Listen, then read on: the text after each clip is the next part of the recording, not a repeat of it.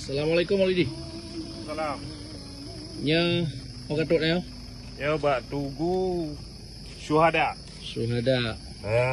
Nyo hino tempat dan tempat sebagian santri daripada Tungkuban Takiyah. Nyo hino di bawah. Gimana peristiwa jujur surah baca? Yang pertama terjadi pada tanggal 20 Juli kurang dah kurang. Ya.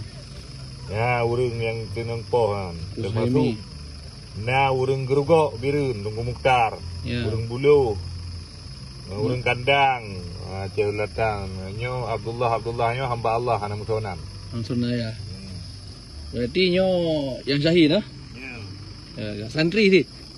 Santri dan anak kemun dan gure-gure. Ya. Yang sebagian yang dibuang ke nung.